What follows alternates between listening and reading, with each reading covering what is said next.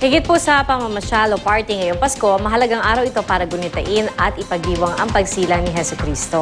Ang mga debotong Katoliko nga po, inuna po ang pagsisimba bago ang iba pa nilang lakad. May ulat on the spot si Ruth Cabal. Ruth? Pia, tuwing Pasko nga, nakagawian na ng maraming pamilyang Pilipino ang magsimba para magpasalamat at ipagdiwang ang kapanganakan ni Jesus. Kulang yan na manatili sa mga busmos na ito.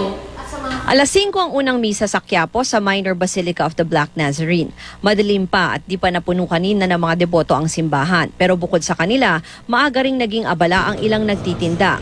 Tulad ni Goryo na nagtitinda ng mainit na kape at mga biskwit. Dito na ba kayo nag-Noche Buena? Dito na lang ho. So, kamusta naman ang Noche Buena niyo? Masaya naman po. Oo. Bakit masaya? Anong mga nandito kagabi? Kami lahat-lahat dito, ipon-ipon. Kaibigan. Kahit simple lang. Anong pagkain niyo?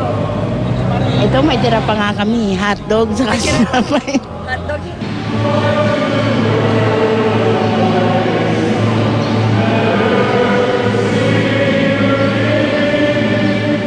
Selebrasyon bilang pasasalamat sa kapanganakan ni Jesus ang tema ng misa dito sa Immaculate Conception Cathedral Parish kaninang alas 8:30. Pami-pamilya ang mga dumating.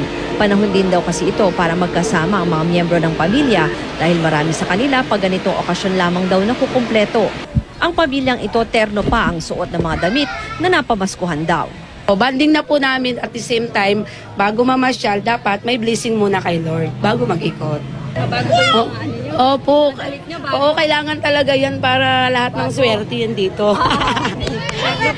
Sa homily ni Parish Priest Father Aris Sison, sinabi niyang sa gitna ng pagsasaya at selebrasyon, di raw dapat malimutan sa araw na ito ang kapanganakan ni Jesus. Emmanuel. And remember the meaning of that name. God is with us. Para sa mga Katoliko, ang Pasko ay tinuturing na isa sa mga pinakamahalagang araw at holy day of obligation.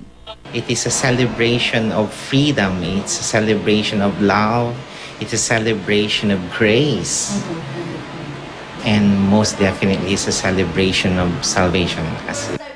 Sabi niya sa Santo Domingo, sabi sa akin nung kumare ko, Mare, Pia, dito sa Immaculate Conception Cathedral ay mamayang alas 3 ng hapon na ulit ang susunod na misa. Merry Christmas, Pia!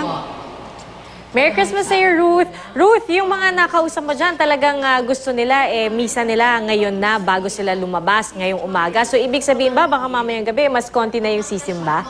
sa lahat ng bagay. Okay, medyo clumsy ako.